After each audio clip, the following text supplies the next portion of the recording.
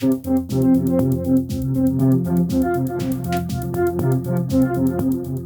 everybody. It's Elizabeth from Elpis Astrology at elpisastrology.com. Thanks for joining me today.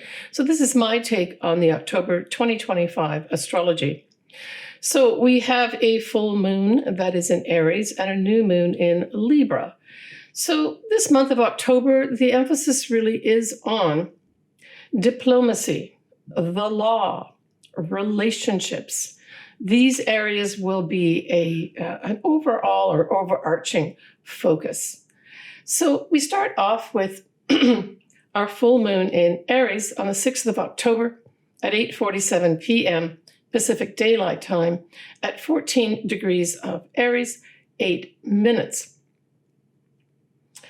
And so this full moon is bringing a big spotlight or a culmination to something for you, depending where this actually falls in your chart. Now, we do have the sun that will be opposite to the moon, of course. And so that sun is going to be in Libra at 14 degrees of Libra, 8 minutes. I guess notably for me at this full moon was the fact that we've got Mercury square Pluto. And so this really speaks to, the Pluto part of it suggests powerful energies of some powerful people. The Mercury then suggests messages. These can come through writing, through speaking, through presenting. But the square really says there's a message being delivered here from those in power that isn't going to sit with everybody at all. Now, nicely, we have a sextile happening between Uranus and Neptune. That's an ongoing theme in the background for some time. But this certainly lightens things up from the standpoint of potential real inspiration, opportunities to be inspired, right? We have Chiron, the wounded healer, conjunct Eris, the wounded person who is not happy with things. They're conjunct and square Jupiter. To me, this automatically said this is somebody complaining about things that they don't like and making a big deal about it, exaggerating. The square to Jupiter I take as exaggeration. But the Chiron part too also suggests that we are having something to do with an expanding problem with our health. Our health matters. And I'm talking from a collective standpoint here. Now we have Venus widely sextiling Jupiter. Now that sextile is going to be exact a few days later on the 9th of October. We also have a yod that's formed. So a yod has a sextile, and then it points at something, a planet or angle or asteroid. And in this case, the sextile is formed between Uranus in Gemini and Neptune in Aries. And this is pointing to that Mercury that I spoke about, right? That Mercury that is square Pluto. So that Mercury is at 0 degrees of Scorpio. And so this is asking us to pay attention to those messages that I just spoke about from those in power that may not sit well with folks. There's something we're going to have to take on to deal with that. That's what that yod is doing here. But it is asking us to pay attention to what is being said. What's being said will be from those in power, people in positions of power. Now, this particular Mercury that's at 0 degrees of Scorpio, we will have Venus come in around the 7th of November to conjunct that point. Now, I think that's going to bring in, I know it's next month, but that Venus, although it's a big attractor, it also takes the hard edges off things. So whatever is said at this Mercury square Pluto, at this full moon in Aries, it'll be softened up a bit that first week in November 2025.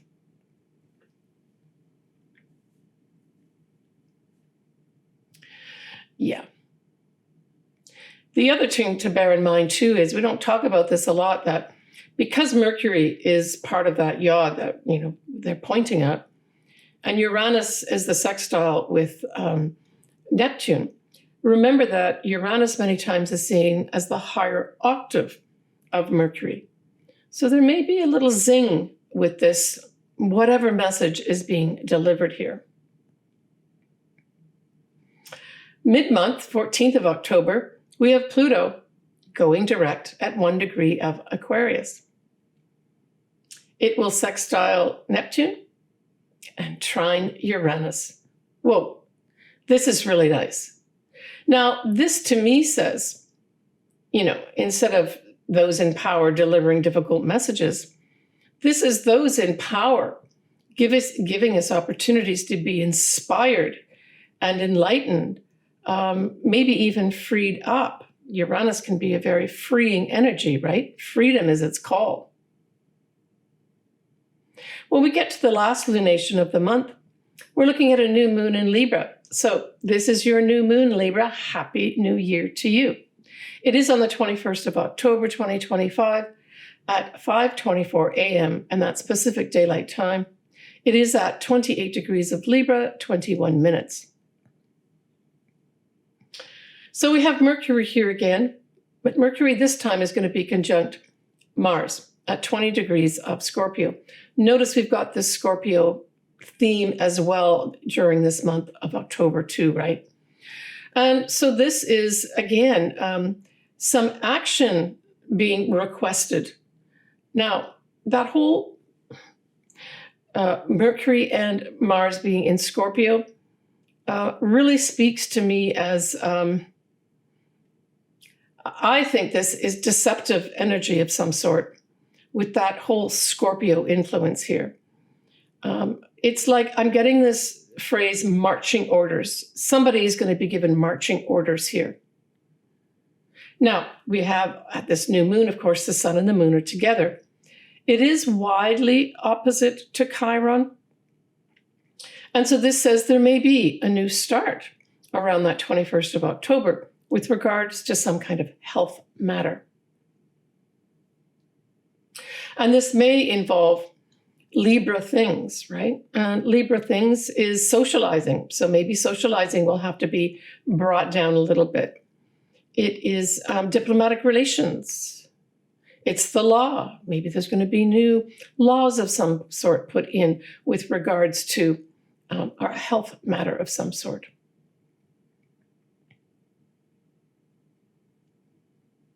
We have that sun and moon square Pluto. Of course, it's out of sign, but Pluto also trines and sextiles Uranus and Neptune. And so this is bringing in kind of a combination energy here. To have the new moon square Pluto, it's a new start from those people in power, saying this is how it's going to be done. Now, this could play out in diplomatic relations. It can also play out, especially the Mercury part of it, in a treaties of some sort.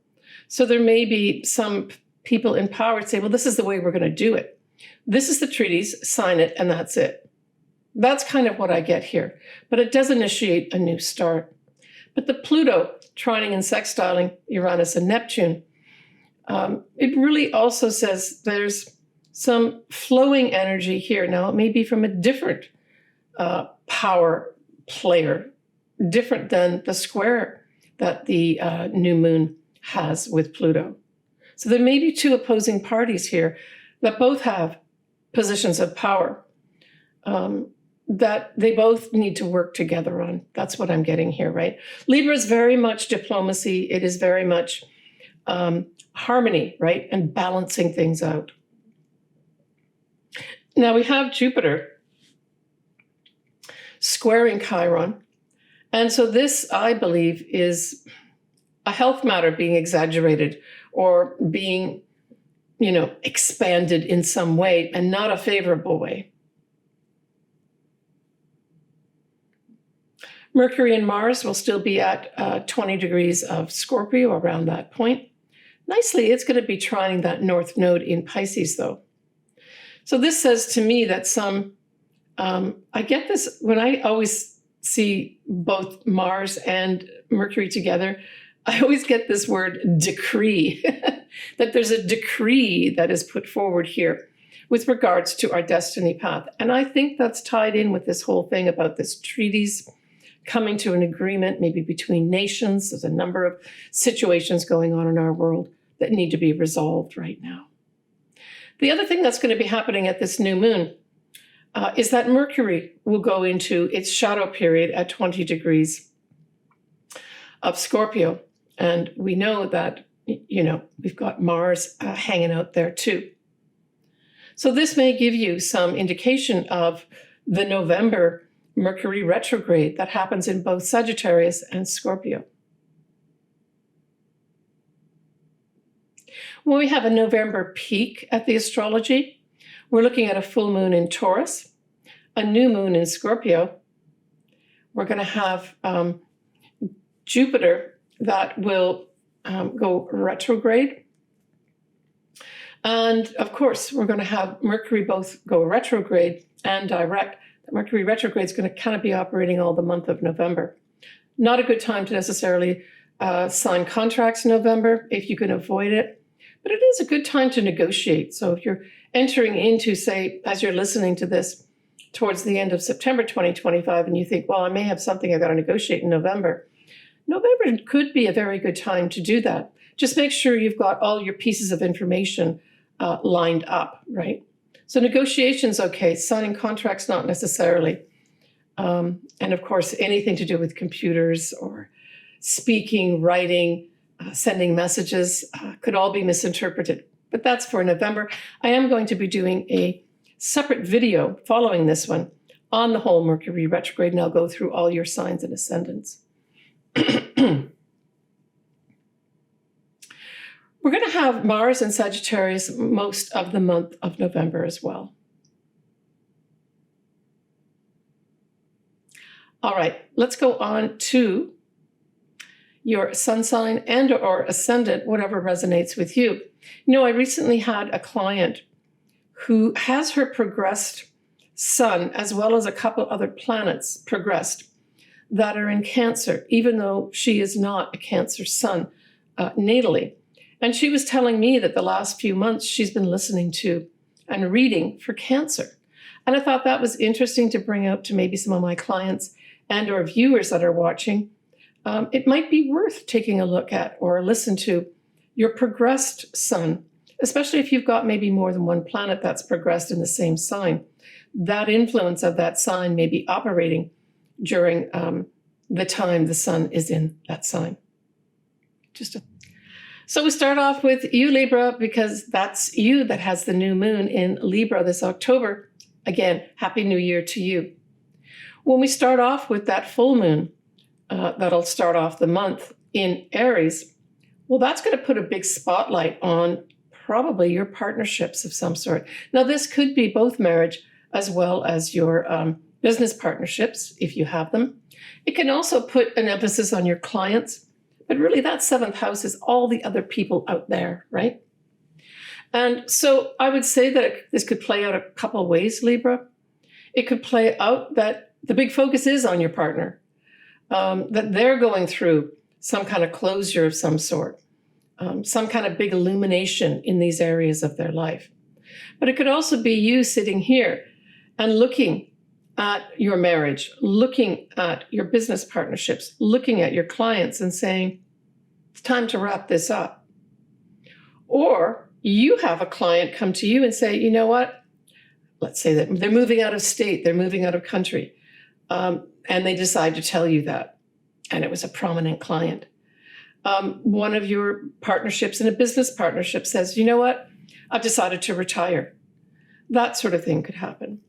But it could also bring in, say your marriage partnership where you end something with that. It doesn't mean you have to end your partnership, Libra, but it may indicate some ending with regards to some aspect of your partnership. I mean, it could be, say you were going through counseling of some sort, if it's your marriage partnership, and you both feel that you've come to the end of resolving your issues, and that's what this full moon represents. Now, when we look at your new moon, Libra, of course, that's in your sign. This is a whole new start for you. Certainly if you have something, say, around 27, 28, 29 degrees of Libra, this could be an effect that lasts for 6 months, sometimes up to a year, right? Now, you will have, in addition to your new moon, for the second half of the month, Venus, that rules your sign, is going to be in Libra. And so I would say, when I look at this new moon, I would say with the influence of Venus here, the second half of the month, this is a really positive influence for that new moon on top, right? It really is giving extra energy to the newness that you may want to make, right, at this time. Now, when we look at, I'm just taking a look here at the moons again for you, Libra.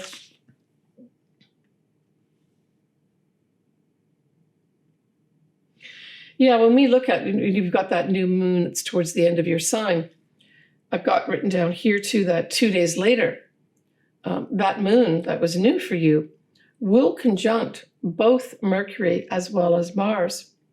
So for some Librans, maybe a couple days later, you may get a chance to take action on that new moon, or you may take the action of announcing whatever new things that you decided you want to do in your life a few days after, right, with that conjunction of the moon now going over both Mercury and Mars. Take care, Libra. All right, folks, that is my wrap up for October 2026, astrologically speaking.